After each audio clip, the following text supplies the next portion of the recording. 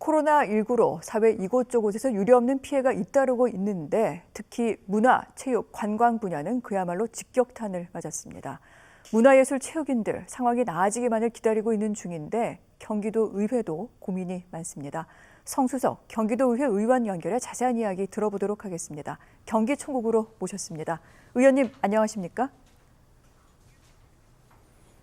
네, 안녕하세요. 경기도의회 문화체육관광위원회 이천 출신 성수석 의원입니다. 반갑습니다. 알겠습니다.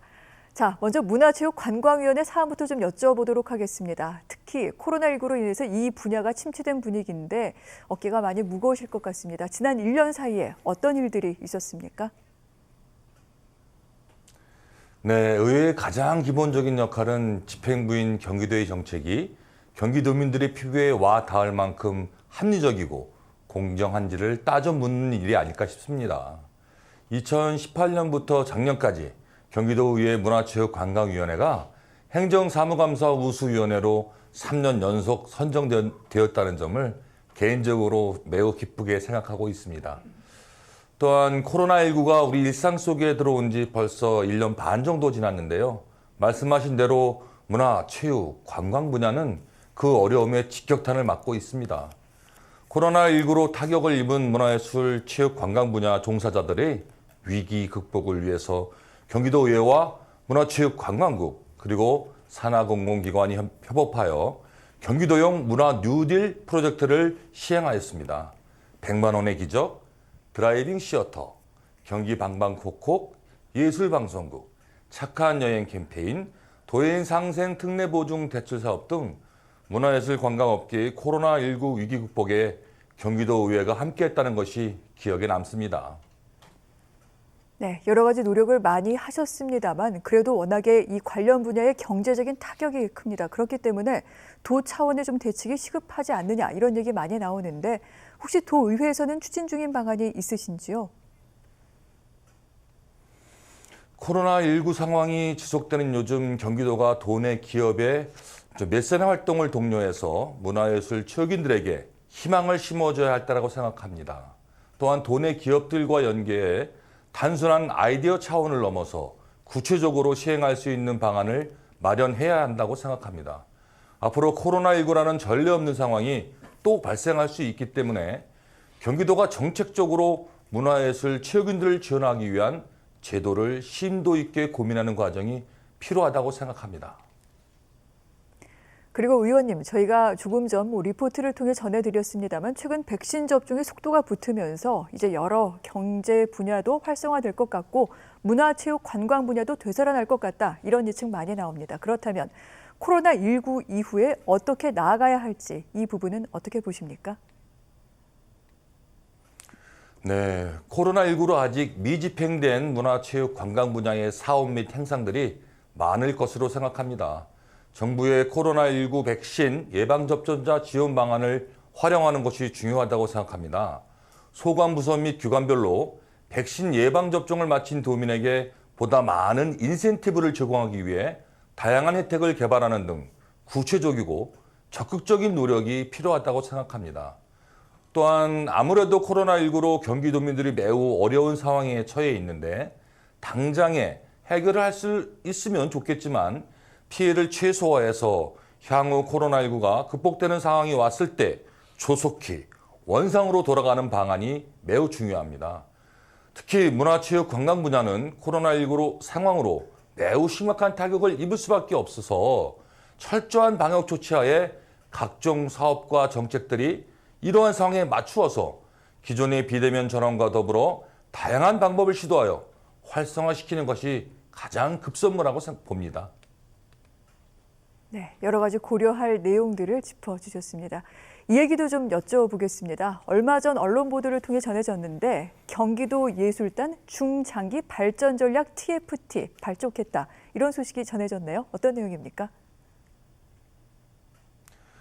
네, 평소 우리 상임위에 소속된 경기 아트센터의 전속단체인 경기도 예술단에 대해서 위원회 일원으로서만인 관심이 있었고 지난 행정사무감사 및 예산심의 과정에서 경기도 예술단의 운영에 관한 내부적인 문제의식과 외부적으로는 코로나19로 어려움을 겪고 있는 지역 예술인들과의 상생, 협력의 필요성이 대두되었습니다. 상임위에서는 저와 임성환 의원이 참석하여 아트센터 본부장, 예술감독뿐만 아니라 외부 전문가 등 총 11명의 위원들이 함께 지난 2월 4일 경기도예술단 중장기 발전 전략 TF팀을 발족하여 6월까지 총 4회 회의를 진행하였습니다. 그렇다면 의원님, 이번 TFT 활동을 통해서 어떤 부분을 어떻게 개선하실 그런 계획을 갖고 계신지요? 네, 주요 내용은 경기도예술단의 내부 혁신 및 경기도 지역 예술인과의 상생 방안 모색입니다. 지난 4개월간 운영된 TF팀에서는 몇 가지 혁신 방안을 구체화 중에 있습니다. 우선 경기도예술단의 선순환을 위한 프로젝트 단원제 도입으로 경기도예술단의 진입 장벽을 낮추고자 합니다. 일회성의 지원금 지급 사업과 차별화하여 경기도예술단의 레퍼토리 공연 사업에 협력, 출연의 기회와 함께 안정적인 일자리를 제공하는 대안입니다. 또한 예술단원들의 새로운 역할로 경기도민과 지역 예술인들을 위한 강사 단원제 도입도 준비 중에 있습니다. 경기도예술단의 강사 단원제의 경우 도내 민간 예술 강사들의 일자리를 침해하지 않고 시군 단위의 문화예술기관들의 교육 사업과 차별화된 프로그램을 운영을 하여서 경기도민에게 새로운 예술 경험을 선사하고자 합니다. 이 밖에도 공정한 운영 시스템 도입으로 예술단 운영 방식을 개선하고 부족한 연습 공간을 모색하며 이를 담은 경기도예술단의 중장기 로드맵과 전략 과제를 도출 중에 있습니다. 좋은 방안이 나왔으면 좋겠습니다. 그런데 의원님, 사실 이번 이 처음이 아닙니다. 과거에도 여러 차례 이 경기도 예술단 관련 TFT가 진행이 됐었는데 이번에 중장기 발전 전략 TFT는 어떻게 다릅니까? 네, 기존에도 몇 차례 경기도 예술단의 발전 방향에 대해 논의한 TF팀이 이제 구성돼서 운영됐었는데요. 그동안 경기도민 그리고 경기도 예술단 두 가지 관점에 국한해서 혁신 방안을 도출해 왔었습니다. 하지만 이번 우리 경기도 예술단 중장기 발전 전략 TF팀은 지역 예술인이라는 관점을 더하여서 경기도 예술단의 혁신과 지역 예술인의 상생을 통한 경기도 예술 진흥을 위한 혁신 방안을 논의하고 있습니다. 특히 기존 문화재단이나 도 시군 단위에서 진행하는 지역 예술인 대상 유례적인 지원 사업이 아닌 경기도 대표 예술단으로서 전문성을 갖고 있는 예술단을 중심으로 지역 예술인들의 역량 강화 등 성장을 지원하고 양질의 일자리를 제공하는 등 협업할 수 있는 방안을 중점적으로 모색하고 있습니다. 네, 그리고 의원님, 문화체육관광위와 관련해 이 사안을 거론하지 않을 수 없어서 좀 여쭤보겠습니다.